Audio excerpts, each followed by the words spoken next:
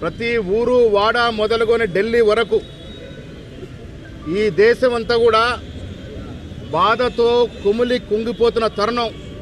కారణం బాధ్యత గల హోంమంత్రి పదవిలో ఉన్నటువంటి అమిత్ షా మాకు దేవుడు సమానమైన అంబేద్కర్ గారి గురించి కించపరిచే విధంగా మాట్లాడమే కాకుండా రాజ్యాంగాన్ని అవమానపరిచే విధంగా మాట్లాడిన తీరుని అంబేద్కర్ని పూజించే కాంగ్రెస్ పార్టీ ప్రతి కాంగ్రెస్ కార్యకర్త ఇవాళ దేశంలో గ్రామం నుంచి ఢిల్లీ వరకు నిరసనలు ధర్నాలు చలో రాజ్భవన్ చలో కలెక్టరేట్ చేస్తూ ఉన్నాం.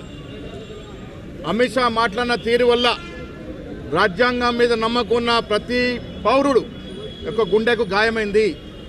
తీరని గాయం చేసిన అమిత్ షాని మంత్రివర్గం నుంచి తక్షణమే బర్తరఫ్ చేయాల్సిందిగా కాంగ్రెస్ పార్టీ కేంద్ర ప్రభుత్వాన్ని మోడీని కోరుతా వస్తూ ఉంది. బర్తరఫ్ చేయాల్సింది పోయి అమిత్ షాని సమర్థించడం వల్ల మోడీ గారికి కూడా రాజ్యాంగం పట్ల నమ్మకం లేదు అనేది స్పష్టమైంది. అందుకే ఇవాళ భాగంగా చలో కలెక్టరేట్ కార్యక్రమాన్ని పిసిసి జరిగింది.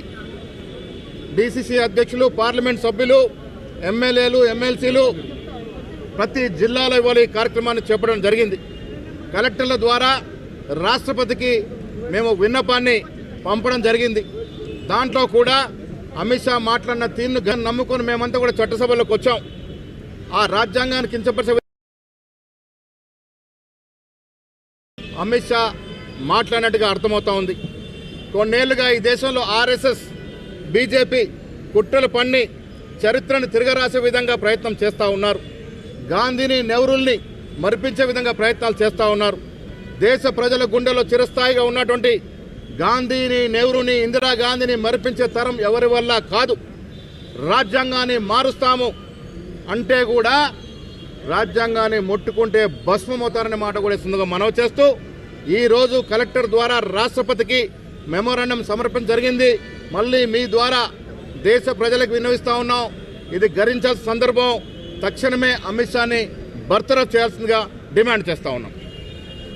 జై కాంగ్రెస్, జై కాంగ్రెస్. అమిత్ షా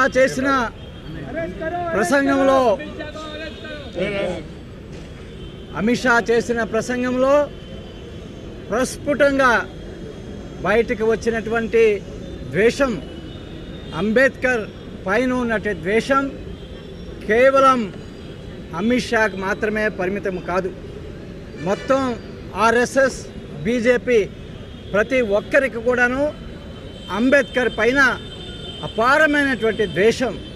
ఎందుకంటే బాబాసాహెబ్ అంబేద్కర్ మరియు కాంగ్రెస్ పార్టీ తీసుకొచ్చినటువంటి రాజ్యాంగం ఏదైతే ఉన్నదో అది ఈనాడు మనుస్మృతికి వ్యతిరేకంగా ఈ దేశంలో సమానత్వం కోసం ప్రజలకు హక్కులు ఇచ్చినటువంటి రాజ్యాంగం.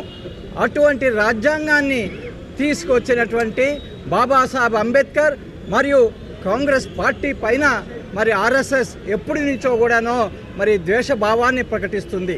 మరి మొన్న అమిత్ షా చేసినటువంటి ప్రసంగానికి మరి వ్యతిరేకంగా ఈనాడు ప్రతి జిల్లాలో, దేశంలో ఉన్న ప్రతి జిల్లాలో బాబాసాహెబ్ అంబేద్కర్ సమ్మాన్ యాత్రలు జరుపుతూ అమిత్ షాని వెంటనే పదవి నుంచి బర్తరఫ్ చేయాలని కాంగ్రెస్ పార్టీ ఈనాడు డిమాండ్ చేస్తూ ఉంది. Thank you. बाबा साहब का ये अपमान नहीं सहेगा।